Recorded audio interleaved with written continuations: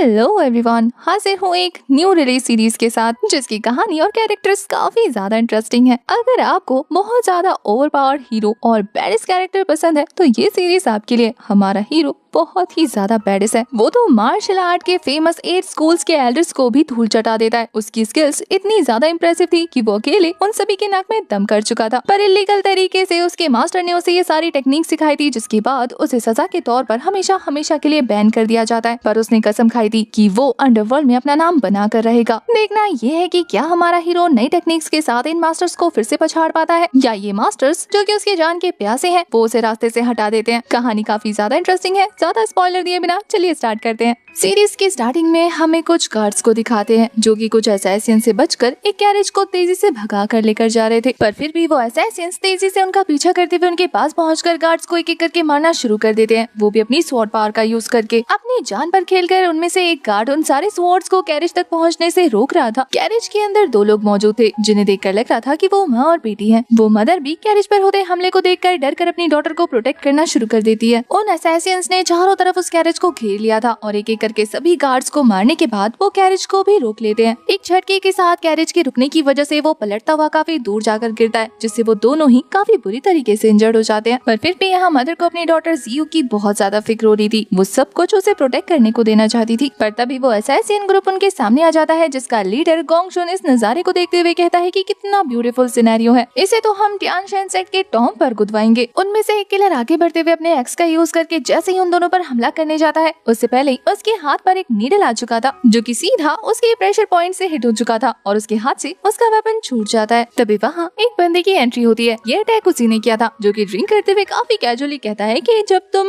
एक निहत्थे माँ और बेटी पर हमला कर रहे हो तो फिर तुम खुद को योद्धा कैसे कह सकते हो। ये तो बहुत ज्यादा नाइंसाफी है ना। असैसिन ग्रुप के लीडर गोंग शुन को गुस्सा आ जाता है और वो अपने गार्ड्स को कहता है कि जाकर उसे सबसे पहले निपटाओ। वो सभी लोग रेडी हो जाते हैं अपने अपने वेपन्स के साथ इस पर हमला करने के लिए, लेकिन ये बंदा तो ड्रिंक करते हुए काफी स्वैग के साथ फाइट कर रहा था। उसकी स्वॉर्ड स्किल्स अमेजिंग थी। वो एक ही स्ट्राइक में 3-4 सोल्जर्स को घायल कर दे रहा था। उस बंदे ने अकेले ने ड्रिंक करते हुए काफी आराम से असैसिन ग्रुप के काफी सारे गार्ड्स को धराशाही कर दिया था। और अब बारी लीडर की आ जाती है, जो कि अपने लोगों को पिटता देखकर बर्दाश्त नहीं कर पाता, पर हमारे हीरो के स्पीड को मैच भी नहीं कर पाता। जैसे ही हमारे हीरो ने उस पर मल्टीपल स्वॉर्ड अटैक थ्रो किए, वो डिसबैलेंस होकर नीचे गिर गया और फिर वो काफी स्वैग के साथ एक जबरदस्त स्लैश लगाकर उसके गाल पर एक कट लगा देता है। फाइट करते हुए उस बंदे को अच्छे से एहसास हो चुका था कि अगर ज्यादा देर तक फाइट कंटिन्यू हुई तो वो तो गया, क्योंकि ये बंदा कमाल का स्वॉर्डमैन है। इसीलिए वो हमारे हीरो को धमकाता हुआ वहाँ से निकल जाता है, ये कहते हुए कि नेक्स्ट टाइम तुझे अच्छे से देख लूंगा, तूने हमारा काम खराब करके अच्छा नहीं किया। एक अकेले हीरो ने पूरे ग्रुप को हराकर वहाँ से भगा दिया था। ये देखकर लिटिल जियो हमारे हीरो से फुल टू इम्प्रेस हो चुकी थी। नेक्स्ट सीन में हमें तियानशेन सेक्ट का सीन दिखाते हैं, जहाँ पर लिटिल जियो अपने फादर को उसके साथ हुई सारी घटना सुना चुकी थी। उसके फादर कहते हैं कि तुम कह रही हो कि उस अकेले लड़के ने इस किलर असैसिन ग्रुप को मार डाला, उसने अकेले इनसे किस तरह फाइट की होगी। तभी जियो अपने फादर को वो सारा एक्शन करके दिखाने लगती है जो कि उसके प्यारे भैया ने उसके सामने उन गुंडों को मार कर दिखाया था। वो सारे मूव्स कॉपी करते हुए कहती है कि उनका ये स्वॉर्डमैनशिप बहुत ज्यादा अमेजिंग लगा। इन मूव्स को देखने के बाद जियो के फादर भी लाइक कहीं ये लूजिंग है स्वॉर्ड तो नहीं, पर वो इसके बारे में श्योर नहीं थी। वहीं जियो को तो अलग ही चिंता होने लगती है। वो कहती है कि बिग ब्रदर को अरेस्ट कर लिया गया है, आई होप कि वो सही सलामत हो। नेक्स्ट सीन में हमें काफी सारे एल्डर्स को दिखाते हैं जो कि अरीना के चारों तरफ बैठे हुए थे और हमारे हीरो ज़ेंगडोंग को ट्रैप करके रखा हुआ था। उसके हाथ और पाँव को जंजीरों से बांधकर उसे फेंक दिया गया था और वो तो अनकॉन्शियस पड़ा है आराम से। उसे देखने के बाद सभी एल्डर्स आपस में बात करते हुए कहते हैं तो इस कमीने का नाम ज़ेंगडोंग है, देखो कैसे घोड़े बेचकर सो रहा है इतनी बड़ी तबाही मचाने के बाद। वो सभी एल्डर्स जब उसे होश में आता देखते हैं तो गुस्से से लाल पीला होना शुरू कर देते हैं। तभी उनमें से एक बैठा हुआ मॉन्क कहता है कि अभी तक मिस्टर पेंग यहाँ पर क्यों नहीं आए। वहीं दूसरी तरफ जैसे ही ज़ेंगडोंग को होश आता है उसे तो समझ ही नहीं आ रहा था कि वो कहाँ है, जबकि आसपास के माहौल को देखकर वो सारी चीजें उसे डरावनी लग रही थी। तभी वहाँ पर लिखे हुए नाम को पढ़ते हुए वो परेशान हो जाता है, जो कि था ईस्टर्न हॉल। वहाँ पर मौजूद एल्डर्स आपस में बात करते हुए कहते हैं कि इसे सजा कौन देगा। तभी वहाँ के मास्टर गोआन वहाँ पर मौजूद गार्ड से कहते हैं कि इस पर हमला कर दो। इससे पहले कि वो आगे बढ़ के हमारे हीरो को जरा सी भी खरोच दे पाते, वो तो बड़े ही कूल अंदाज में अपने हाथ में मौजूद चेन्स का यूज करते ही उन गार्ड्स को धकेल देता है और खुद सीधा खड़ा हो जाता है। उन लोगों को वो ऐसा एटीट्यूड शो कर रहा था कि मेरे हाथ बेशक से बंधे हैं, लेकिन आप लोग मुझे फिर भी रोक रोक नहीं सकते। ये देखकर एल्डर गुआन भड़कते हुए कहते हैं कि अभी भी इस लड़के को देखो, इस तरीके से रेकलेसली बिहेव करा है, तुम्हारी हिम्मत कैसे हुई पनिशमेंट हॉल में खड़े होने के बावजूद भी इस तरीके से एटीट्यूड शो करने की। पर दूसरी तरफ इस बैडिस को तो देखो, एक खतरनाक लुक देते हुए कहता है कि आखिर तू है कौन। वहीं एल्डर गुआन उसे गुस्से में घूरता देखकर कहते हैं कि तुझे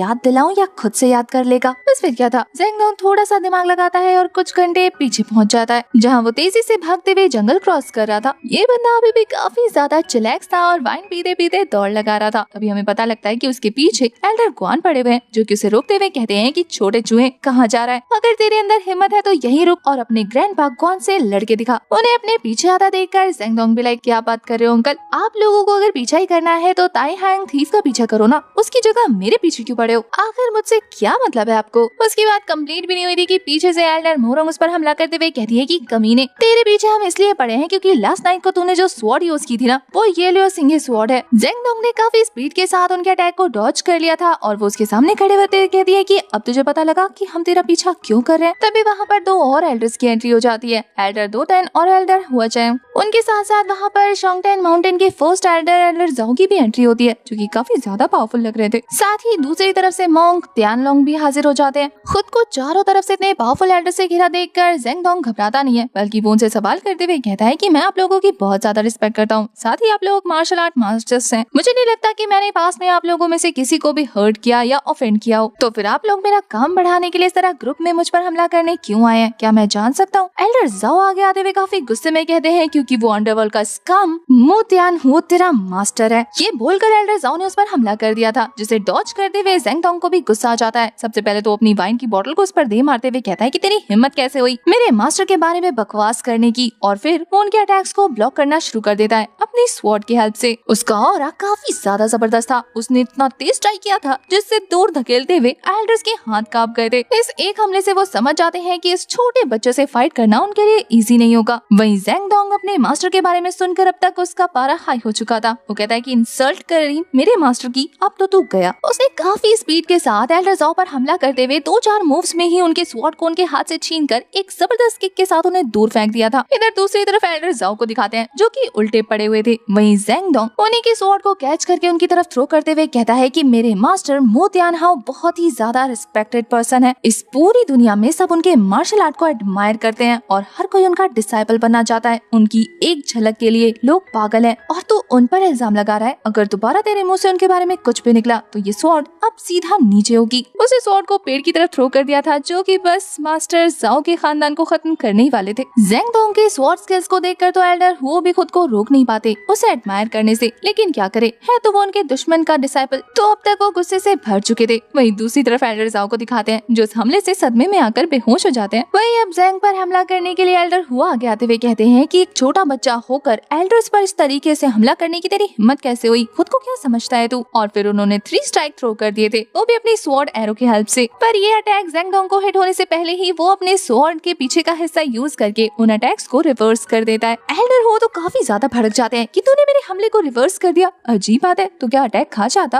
वो अपनी पूरी स्ट्रेंथ का यूज करके बस किसी तरीके से ज़ेंगडोंग को जान से मारने की कोशिश कर रहे थे। वहीं दूसरी तरफ ये बंदा बड़े आराम से एल्डर ज़ो के साथ खेलते हुए अपनी वाइन की बोतल वापस लेकर गटकना शुरू कर देता है। ऐसा लग रहा था कि बंदे को किसी चीज का प्रेशर नहीं है। और वहीं दूसरी तरफ एल्डर हुओ को अपना ऑरा भी तो शो करना था, जो कि कर नहीं पा रहे थे। बेचारे फाइट करते करते हाफना शुरू कर देते हैं। वहीं अब तक ज़ेंगडोंग ने उन पर कोई जानलेवा हमला नहीं किया था और न ही उन्हें इंजर्ड किया था, वो तो बस आराम से उनके अटैक्स को डॉज किए जा रहा था। और फिर एक वक्त ऐसा आता है जब स्वॉर्ड एक दूसरे से लड़ाते लड़ाते वो एल्डर को उठाकर दूर फेंक देता है, जिसे एल्डर दोटेन ने रोक लिया था, नहीं तो इस बुढ़े की सारी हड्डियां चकनाचूर हो जाती। वो तो एल्डर के मेरिडियंस को भी थोड़ा सा हील कर देते हैं, क्योंकि लड़ते लड़ते वो डैमेज होना शुरू हो चुका था। अब एल्डर हुओ की रिस्पेक्ट पे बात आ गई थी, तो वो सबके सामने अपनी रेपुटेशन बचाने के लिए कहते हैं कि ये लड़का सरप्राइज अटैक करता है, इसीलिए मैं तुम लोगों को एडवाइस दूंगा कि अभी के अभी इसे मार दो, वरना ये आगे चल के हमारे लिए बहुत बड़ी मुसीबत खड़ी कर देगा। वहीं दूसरी तरफ ज़ेंगडोंग को दिखाते हैं, जो कि पीते पीते काफी ज्यादा टल्ली हो चुका था। इधर एल्डर मोरोंग उसके सारे के सारे मूव्स को देखकर कहती है कि सभी मास्टर्स कान खोल के सुनो, इस लड़के ने कुंग-फू अपने मास्टर से सीखा है, इसलिए इसे अंडर एस्टिमेट करना बेवकूफी होगी। इसलिए हम सभी मास्टर को अपने प्राइड को साइड में रखकर एक एक करके नहीं बल्कि एक साथ इस पर हमला करना चाहिए। तो बस फिर क्या था, मोंग तियानलोंग सीधा पहुंच जाते हैं पाम स्ट्राइक करने के लिए ज़ेंगडोंग पर। वो ज़ेंगडोंग को तो कुछ नहीं कर पाते, लेकिन उसकी वाइन की बोतल हवा में उड़ा देते हैं, जो कि नीचे गिरने से पहले ही हमारा हीरो अपनी स्वॉर्ड की हेल्प से बचा लेता है। ये वाइन उसके मास्टर ने उसे दी थी, तो वो वो फेस नहीं करना चाहता था। अपनी वाइन की बोतल को साइड में रखने के बाद अब वो काफी ज्यादा सीरियस लग रहा था। तो जैसे ही मोंग तियानलोंग उस पर एक फीस्ट अटैक करते हैं, वो अपनी स्वॉर्ड की हेल्प से इसे ब्लॉक कर लेता है। वैसे ये दोनों ही अटैक्स आपस में टकराने के बाद काफी तेज एनर्जी रिलीज कर रहे थे। इसके बाद तो ज़ेंग तियानलोंग को एक और अटैक करने का मौका नहीं देता, बल्कि अपनी स्वॉर्ड की हेल्प से उसके कंधे को जोर से दबाकर नीचे बैठा देता है। आप इसी बात से अंदाजा लगा सकते हैं कि वो कितना ज्यादा पावरफुल है कि उसने अभी तक अपने स्वॉर्ड का मयान भी नहीं उतारा। उसे मास्टर तियानलोंग के साथ डिस्ट्रैक्टेड देखने के बाद यहाँ पर एल्डर मोरोंग उस पर हमला कर देती है, पर फिर भी वो ज़ेंगडोंग को टच नहीं कर पाती। वो काफी तेजी के साथ वहाँ से मूव करते हुए उस अटैक को डॉज कर लेता है। यहाँ एल्डर मोरोंग उसके हमले से थोड़ा पीछे हट जाती है, लेकिन साथ ही काफी सारे स्पिरिचुअल नीडल उसकी तरफ थ्रो कर देती है, जिसे वो अपने स्वॉर्ड की हेल्प से इधर उधर डिस्ट्रैक्ट कर देता है। उनमें से एक अटैक सीधा मोंग पर लगने ही वाला था, पर वो अपनी पावर की हेल्प से उसे बीच में ही रोक लेते हैं। और अब मोंग तियानलोंग और एल्डर मोरोंग एक साथ मिलकर हमारे हीरो पर हमला कर रहे थे, पर वो तो बड़ी चालाकी से उन दोनों को आपस में भिड़वाने वाला था। बेचारे बाल बाल बचते हैं एक दूसरे से टकराने से। अब ये देखकर एल्डर ग्वान को गुस्सा आ जाता है और वो अपने हैवी से स्वॉर्ड बॉक्स को उसकी तरफ थ्रो कर देते हैं। वैसे ये स्वॉर्ड बॉक्स काफी ज्यादा हैवी था, लेकिन हमारे ज़ेंगडोंग ने काफी कूल तरीके से इसे ब्लॉक कर लिया था। और अब एल्डर भी अपने खास ब्लेड टेक्निक के साथ अपने स्वॉर्ड के साथ काफी अच्छी फाइट कर रहे थे, पर वो तीनों एक साथ होने के बावजूद भी ज़ेंगडोंग का बाल भी बांका नहीं कर पाते। उल्टा ज़ेंगडोंग एक साथ दो मास्टर को हैंडल करा था। उसने तो एल्डर मोरोंग को जमीन में धंसा भी दिया था एक किक के साथ। उसके एक हाथ को मोंग तियानलोंग ने पकड़ा हुआ था। इसी मौके का फायदा उठाते हुए एल्डर ग्वान उस पर अपने स्ट्राइक थ्रो करना शुरू कर देते हैं। इससे पहले कि वो उसे हिट कर पाते, हमारा हीरो बड़ी चालाकी से अपने स्वॉर्ड के कवर को रिमूव करता है, जिससे एक तेज थंडर एनर्जी रिलीज होती है और वो सभी लोग काफी दूर पहुंच जाते हैं। अब तक वो बिना स्वॉर्ड के कवर को रिमूव किए हुए फाइट कर रहा था, अब तो कवर रिमूव करते ही उसकी पावर दुगनी हो जाती है और वो तीन काफी जबरदस्त स्ट्राइक्स थ्रो करके एक एक एल्डर को उसकी नानी याद दिला देता है। उसके खतरनाक ब्लास्ट के साथ वो तीनों ही एल्डर्स ढेर हो चुके थे। सभी एल्डर्स को पीट कर ढेर करने के बाद ये बंदा पूरी तरह से टल्ली हो चुका था। अब तक इसका वाइन भी खत्म हो जाता है, तो ये अपने बॉटल को थ्रो कर देते कहता है कि कितनी बुरी बात है, अभी तक मैं अच्छे से ड्रंक भी नहीं हुआ और मेरी वाइन खत्म हो गई। ये बोलते बोलते बेहोश हो जाता है और सभी मास्टर्स एक दूसरे को देख रहे थे इतनी हैरानी के साथ, जैसे कि उन्होंने सातवां अजूबा देख लिया। उनके मन में तो यही चल रहा था कि छह एल्डर्स मिलकर इसका कुछ नहीं बिगाड़ पाए, एक छोटे से वाइन से ये लड़का ढेर हो गया। खैर जो भी हो, उन्हें काफी अच्छा मौका मिल गया था इस हीरो को अपने साथ उठा के ले जाने का, क्योंकि ऐसे अगर ये होश में रहता तो ये इसका बाल भी बांका नहीं कर पाते। तो इसके ड्रंक होने का फायदा उठाते हुए ये लोग उसे उठाकर पनिशमेंट हॉल ले आए और चेन से ट्रैप कर दिया। और होश में आने के बाद सारी कहानी आपके सामने है। ये सारी बात याद आते ही ज़ेंगडोंग तो शांत हो चुका था। वहीं हमें एल्डर युआन को दिखाते हैं, जो कि काफी ज्यादा गुस्से में लग रहे थे। वो गार्ड्स को ऑर्डर देते हैं कि इसे जान से मार दो। गार्ड्स ने तो अपनी अपनी तलवारें उठा ली थी ज़ेंगडोंग को हमेशा के लिए रास्ते से हटाने के लिए, लेकिन उससे पहले ही अनाउंसमेंट होती है कि मिस्टर पेंग वहाँ पर हाजिर हो चुके हैं। हमें जियो और उसके फादर को दिखाते हैं, वो दोनों भी उन्हें देखकर ग्रीट कर रहे थे। जैसे ही उनकी एंट्री होती है, वहाँ का माहौल काफी ज्यादा शांत हो चुका था। सारे एल्डर्स मिलकर उन्हें रिस्पेक्ट दे रहे थे और यहाँ पर ज़ेंगडोंग भी उन्हें पहचान जाता है, जो कि कह रहा था कि आप तो मिस्टर पेंग हुई है ना, आप तो दुनिया के नंबर 1 जीनियस हैं, आप मेरे हीरो हैं, आप मेरे आइडल हैं। ऐसा लग रहा था जैसे कि वो उनका बहुत बड़ा फैन है। ज़ेंगडोंग तो ये भी बताता है कि जिस तरीके की वाइन की बोतल आपके पास है, उस तरीके की सेम वाइन कार्ड मेरे पास भी है। यहाँ पर मिस्टर पेंग को भी हमारे ज़ेंगडोंग के बारे में काफी कुछ पता था। वो तो कहते हैं कि तुम ज़ेंग फैमिली से बिलोंग करते हो ना, आखिर ज़ोंगलियांग का डिसेंडेंट होने के बावजूद भी आखिर तुमने मू तियानहू को ही अपना मास्टर क्यों चूज किया होगा। अपने एल्डर के आगे ज़ेंगडोंग ज्यादा नखरे नहीं दिखाता, बल्कि सीधे सीधे उन्हें अपनी बैक स्टोरी बताने लगता है कि वो सेकंड वाइफ का चाइल्ड था। और आपको पता है कि फैमिली में रिस्पेक्ट बड़े बेटे को दी जाती है। जब मैं 5 साल का था तो मेरी मॉम को और मुझे वहाँ से धक्के मार कर निकाल दिया गया था। वो अपनी स्टोरी सुना रहा था और दूसरी तरफ एल्डर मोरोंग उसकी स्टोरी पर तंज कसते हुए कहती है कि देखा, आखिर इसके अंदर गंदा खून ही मौजूद है, तभी तो इस तरीके की घिनौनी हरकतें करता है। उसकी बातों पर ज़ेंगडोंग का खून खौल गया था। इससे पहले कि वो रिएक्ट करता, मिस्टर पेंग ही एल्डर मोरोंग को रोकते हुए कहते हैं कि अपनी जुबान पर लगाम लगाओ। इससे ज़ेंगडोंग को मिस्टर पेंग पे भरोसा हो जाता है कि वो सही का साथ देंगे, इसलिए वो उनके सामने अपनी बात रखते हुए कहता है कि यहाँ पर मौजूद सभी हीरोज मेरे मास्टर को अंडरवर्ल्ड का स्कम कह रहे हैं। ऐसा क्यों? मेरे मास्टर बहुत अच्छे हैं, वो ऐसे काम नहीं कर सकते, उन्होंने किसी को नुकसान नहीं पहुँचाया होगा। मिस्टर पेंग यहाँ पर सभी मौजूद रिस्पेक्टिव एल्डर से कहते हैं, एक एक करके तुम्हारी चीजें, जो भी ट्रेजर्स चोरी हुए थे, मुझे जाननी है उनकी जानकारी, कब और क्या चोरी हुआ था। मिस्टर पेंग को सीरियस होता देखकर उन सभी के चेहरे से हवाइयां उड़ जाती हैं, लेकिन सबसे पहले बारी एल्डर जाओ की आती है। वो बताते हैं कि रात में जब वो अपने ट्रेजर के के पास पहुंचे तो उनका ट्रेजर बॉक्स पूरी तरह से खाली था, जिससे उनकी हवाइयां उड़ चुकी थी। और वही सेम हाल टियानलॉन्ग और एल्डर गुआन का भी था। वो जब अपने अपने ट्रेजर बॉक्स के पास पहुंचे थे तो उन्हें लकड़ी पर कोई चीज लिखी हुई मिलती है और उनका सारा ट्रेजर वहाँ से गायब हो चुका था। उस लकड़ी के स्लिप में लिखा हुआ था कि आपकी चीज आपसे खो चुकी है और आपको जितना दर्द होगा उतना मेरे लिए अच्छा है और अब ये दर्द आपको मिलता रहेगा। अपनी कहानी सुनाने के बाद वो तो हमारे ज़ेंगतोंग को ही गुस्से से घूरे थे। बेचारा ज़ेंगतोंग उनकी हरकतें देखकर अब डरने लग जाता है। वहीं एल्डर हुओ तो काफी ज्यादा ड्रामेटिक वे में खांसते हुए कहते हैं कि मेरे साथ तो और भी बुरा हुआ, मैं थोड़ा सा केयरलेस हो गया था और अंधेरे में कोई मुझसे मेरा वो फेमस इल्यूजन स्वॉर्ड छीन कर ले गया और साथ ही मेरा स्वॉर्ड मैनुअल भी। उसके बिना हमारा इल्यूजन स्वॉर्ड स्कूल कुछ भी नहीं है और आज तक उस झटके से हमारा स्कूल रिकवर भी नहीं कर पाया है। हमें कुछ सालों पहले की कहानी दिखाते हैं और इस बार कहानी सुनाने की बारी एल्डर मोरोंग की थी। वो बताती है कि उस कमीने ने मेरे साथ और भी ज्यादा बुरा किया है। अब कुछ सालों पहले हमें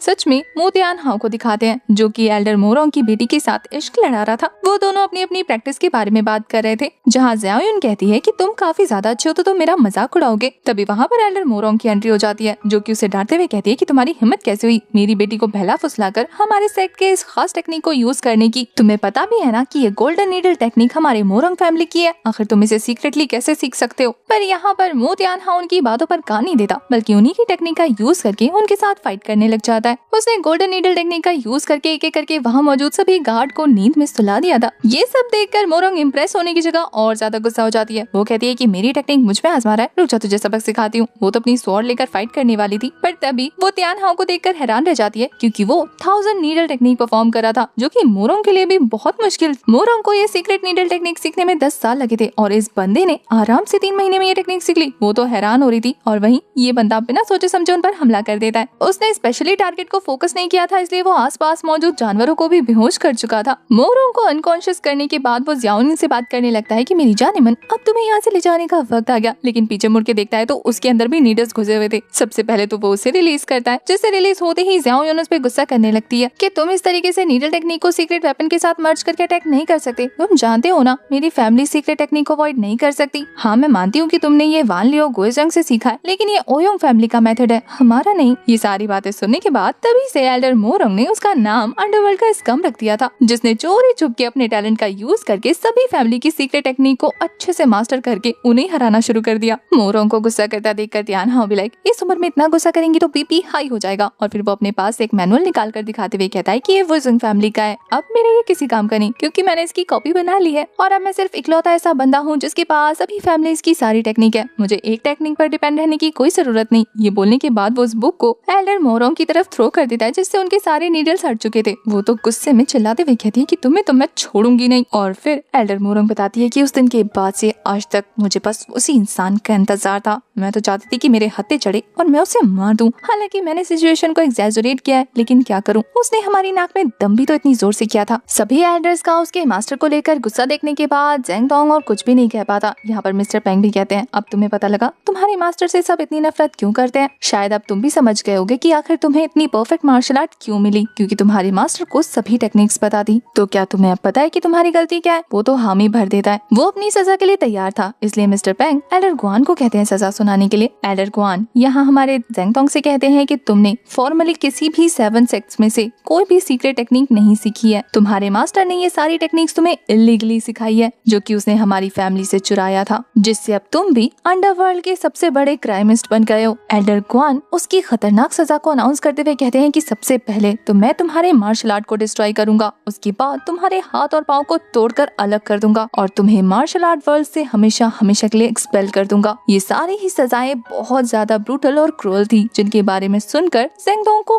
बहुत ज्यादा डर लग रहा था। वो उन सभी एल्डर से रिक्वेस्ट करता है कि मैं 7 स्कूलों में से एक की भी मार्शल आर्ट टेक्निक का अपनी लाइफ टाइम में यूज नहीं करूंगा, बस मुझे जाने दिया जाए। बिना मार्शल आर्ट के वो एक जिंदा लाश रह जाएगा और वो ऐसी जिंदगी का क्या करेगा। वो उन सभी मास्टर्स के आगे कसम खाता है कि वो सिर्फ एक ही टेक्निक का यूज करेगा, जिसका नाम है किंग कॉन्ग, जो कि उसके मास्टर ने ही क्रिएट किया था। वो तो उन सभी के सामने ओथ ले लेता है कि अगर मैं अपनी बात से पीछे हटा तो फिर जिस रोज आप मुझे अपनी सेक्ट की टेक्निक यूज करता देखे, उसी रोज मेरी गर्दन को मेरी बॉडी से अलग कर देना। वो अपनी बातों को लेकर काफी ज्यादा डिटरमाइंड नजर आ रहा था। ऐसा लग रहा था कि मिस्टर पेंग को उस पर भरोसा है। पर एल्डर गुआन उसकी बातों को अनसुना करते हुए कहते हैं कि एक चोर स्कम के मुंह से इस तरीके की ओथ हमारे लिए बेकार की बातें हैं। हमारे पास कोई रीजन नहीं है कि हम तुम पर यकीन करें, और क्या भरोसा कि आगे चल के तुम ये टेक्निक किसी और को हैंड ओवर कर दो। इसीलिए हम इस मामले को जड़ से खत्म करना चाहते हैं ताकि फ्यूचर में हमें किसी भी तरीके की कोई मुसीबत का सामना न करना पड़े। और ये सिर्फ तभी पॉसिबल है जब तुझे और तेरे मास्टर को हमेशा हमेशा के लिए निपटा दे। उनकी बातों पर ज़ेंगडोंग को काफी ज्यादा गुस्सा आ रहा था। वो कुछ नहीं कर सकता। इससे पहले कि ये एल्डर्स अपनी सजा को कंफर्म कर पाते, मिस्टर पेंग बीच में टोक पड़ते हैं। मिस्टर पेंग ने ज़ेंगडोंग की ओथ को एक्सेप्ट कर लिया था, इसलिए वो कहते हैं कि इसे जाने दिया जाए और जो मेथड इसके मास्टर ने क्रिएट किया है उसके अलावा ये कोई और मेथड यूज नहीं कर सकता। तो मिस्टर पेंग की बातों पर सभी एल्डर्स को राजी होना पड़ता है और उन सभी ने ज़ेंगडोंग को जाने दिया था। जहाँ जाने से पहले एल्डर गुआन उसे धमकी देते हैं कि याद रखना मास्टर पेंग के कहने पर तुम्हें छोड़ा है, इसलिए अगर कोई भी ऐसी वैसी हरकत की ना तो सबसे पहले मैं ही झपटा मारूंगा तुझ पे। अगर दोबारा किसी और सेक्ट का टेक्निक परफॉर्म करते हुए देखा ना तो चमड़ा ही अलग कर दूंगा बॉडी से। ये सारी बातें ज़ेंगडोंग सुन तो रहा था लेकिन इन पर कुछ रिएक्ट नहीं कर रहा था। दूसरी तरफ जियो उसे देखकर खुश हो जाती है कि उसके बिग ब्रदर कम से कम रिलीज तो हुए। वहीं ज़ेंगडोंग तो जिंदा लाश बन चुका था क्योंकि उसके पास से उसकी सारी मार्शल आर्ट छीन ली जा चुकी है जिसे वो बचपन से प्रैक्टिस करता आ रहा था। वहीं एल्डर गुआन कहते हैं कि अब तुम्हारा नाम कभी भी अरीना में दिखा नहीं जाएगा, कोई नहीं जान सकता कि तुम दुनिया में हो या नहीं, और मुझे लगता है कि यही सजा तुम्हारे लिए काफी है। यहाँ पे एल्डर गुआन ने अपने गार्ड को ज़ेंगडोंग ने जितने भी लोगों को जान से मारा था और उन बैंडिट्स का शिकार किया था उनका क्रेडिट दे देता है। वहाँ से वापस जाते हुए ज़ेंगडोंग यही सोच रहा था कि उसे लगा था कि वो इस वर्ल्ड में एक हीरो की तरह एंट्री लेगा जो कि जस्टिस करता है, पर उसके बावजूद भी उसे 7 फैमिलीज ने अरेस्ट किया और हमेशा हमेशा के लिए बैन कर दिया। वो गुस्से में वहाँ से बाहर जाने लगता है। उसके इमोशंस उसके कंट्रोल में नहीं थे। जियो से आवाज लगा रही थी पर वो ध्यान नहीं दे पाता। उल्टा वो ये सोचने लगता है कि वो तो अपने सपने पे बिल्कुल गिव अप नहीं करने वाला। इसके बदले वो ये सोचेगा कि आखिर वो इस वर्ल्ड में दोबारा री एंट्री कैसे ले। यही सोचते हुए वो एक हाई जंप लगाकर दरवाजे के ऊपर चढ़ जाता है। उसका स्कार्फ उसके गले से उतरकर जियो के पास पहुंच गया था। वो इस स्कार्फ को अपने बिग ब्रदर की याद के तौर पे अपने पास ही रख लेती है। दूसरी तरफ ज़ेंगडोंग अपने मास्टर से ही सवाल कर रहा था कि आखिर आपने मुझे ये स्टोलन मार्शल आर्ट क्यों सिखाया, आप कहाँ हैं, मुझे आपको ढूंढकर इस बारे में आपसे बात करनी है। वो चला जाता है। जियो से आवाज लगाती रहती है। साथ ही लिटिल जियो कसम खाती है कि वो ज़ेंगडोंग की तरह एक अच्छी मार्शल आर्टिस्ट बनेगी और वो सारे मार्शल आर्ट सीखेगी जो कि उसने सीखे थे। उसने भी कसम खा ली थी और देखते ही देखते 10 साल गुजर जाते हैं और हमारी छोटी सी जियो बड़ी हो जाती है जिसे आज भी ज़ेंगडोंग अच्छे से याद था। वो ज़ेंगडोंग को याद करते हुए कहती है कि मैंने आप ही की तरह सीनियर ब्रदर ये लुओजिंग है स्वॉर्ड सीख ली, मुझे आज भी आपका इंतजार है, आखिर आप कहाँ हैं। ये कहते हुए प्यारी सी जियो अपनी लड़कियों वाला कॉस्ट्यूम उतारकर पूरी तरह से लड़के में ट्रांसफॉर्म हो जाती है। उसके पास आज भी ज़ेंगडोंग का स्कार्फ मौजूद था और वो उसी को अपने गले में लगाकर घूम रही थी। इसी प्यारे से सीन के साथ हमारे ये वाली सीरीज का एपिसोड हो जाता है खत्म। नेक्स्ट एपिसोड में पता लगेगा कि आखिर हमारा हीरो कितना बदला है और क्या ये लड़की उसे ढूंढ पाती है या नहीं। अगर आपको सीरीज की कहानी इंटरेस्टिंग लगी है तो कमेंट करना ना भूलना और साथ ही हाइप भी कर देना, ओके याद से। तब तक के लिए bye bye, tata, take care.